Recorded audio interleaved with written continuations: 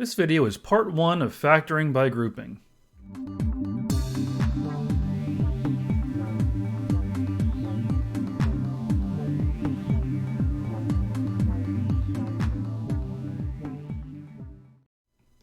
Alright, we've done the GCF, we've done all that kind of stuff. I figure now it's time to be doing some factoring. So factoring by grouping is pretty stinking easy. It always works when we're doing this, so let's get right down to it. Basically the way that we're going to do this, if you look and what is in the parentheses is the same, then we're going to group the stuff together as a product of two binomials. So for number one, the y minus 1 and the y minus 1 match. So we're going to take the 8 and the x and put them together as a group. So my first group is 8 minus x. You can see the 8 and the minus x. And my second group is the y minus 1. And I'm done. That's it. Like I said, this is not too bad. Let's look at number 2. The x and the minus 2 go together. The x and the minus 2. Because the x plus 3's match. Bam, that's it. Number 3, the b plus c's match. So here's a little bit of a trick. There's nothing here. There is, it's an invisible 1. So this is going to be x plus 1 and then b plus c. Don't be fooled. And then number 5 is the same idea, except it's a minus 1. It's the invisible 1. So this will be m minus 1 and then r minus 1, because what was in the parentheses already was matching. Not too shabby. So we're going to factor these by grouping. The easiest way that I can see to do this is to factor out from our first set. So I'm going to look at this as two distinct pieces, okay? Just like what we did in the last one. I'm going to look at it like this and like this. So what can I factor out of x squared and 2x? I can factor an x out. So x, and then it'll be x plus 2. And on the back half, whoops, my line went crazy there, didn't it? On the back half, I can factor out, let's see, from 4x and from 8, I can factor out, let's see, a 2. And I will get x plus 2. No, that doesn't work. Maybe I should factor out 4. 4, and I get x plus 2. I don't know why I didn't do that in the first place. My brain is apparently frazzled this afternoon. So now what we have is matching. Okay? So we're going to put the x plus 4 together and the x plus 2 together. It really is that easy. Let's do the next one. I'm again going to look at it as two separate things. The greatest common factor of s squared and s is clearly s. So if I divide s squared by s, I get s. If I divide negative s by s, I get negative 1. And let's see, on the other end, I can take a 4 out. 4s divided by 4 is s, and negative 4 divided by 4 is negative 1. Since the things in the parentheses match, we can factor by grouping again. S plus 4 and s minus 1. You can see this really isn't too shabby. The next one over here, again, I'm going to break it into its two pieces, kind of like this. Y squared minus y, I can take a y out, and I get a y minus 1. And on the other end, I can take a 5 out, and I get another y minus 1.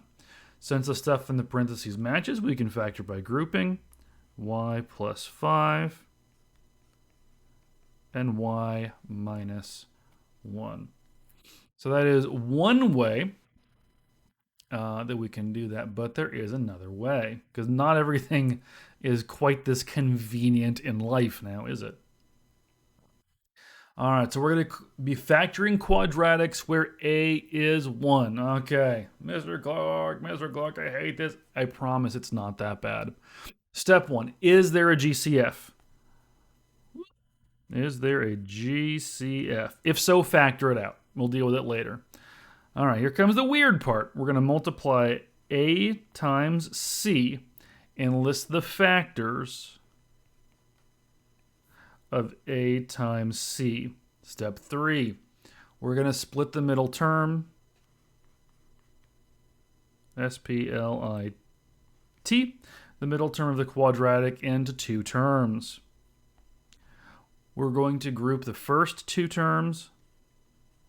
You know what I mean, like we did before. The two that were outside the matching things in parentheses. I'm going to say the last two. I can't think of a better way to say that, but you know what I mean. We're going to factor the GCF out of each term and factor into two binomials. Mr. Clark, what in the world is all that garbage bean? Let me show you. Let's take number 7 as our first example. What I'm going to do, I'm going to multiply a and c. So the first number in front of x and this last number. So 1 times 10, 10. I'm going to think of all the ways that I can make 10. Well, let's see. 1 times 10 is 10, right? 10 times 1 is 10. I can do, oh, I'm sorry. I'm getting ahead of myself. 1 times 10, 10 times 1, 5 times 2, and 2 times 5 is what comes to mind. So I've put them together like this. Now here's the kind of weird part. We're going to add these together. What?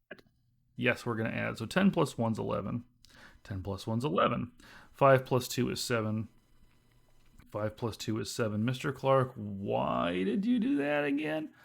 Well, when I take the factors of a times c and I add them together, I'm looking for what makes the middle for the 7. 11 clearly does not work because it doesn't add together to make 7. But these two, they do work. So what I'm going to do is, this is a little bit of guess and check, a little bit of not. I'm going to take the, let's see, let's do the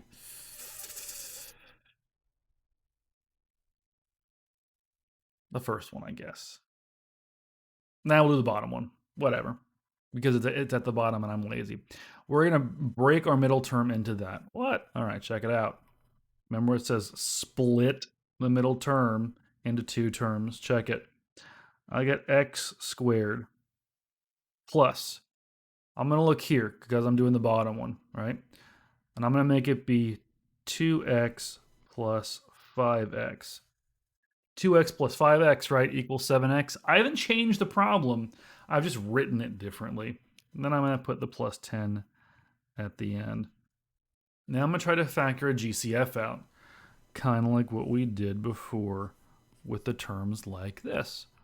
So my GCF of x squared and 2x is x, and I get an x plus 2. And the GCF on the other half, if I pull, let's see, the 5 out, I get x plus 2. Look, they match again, x plus 2 and x plus 2. So I can factor by grouping.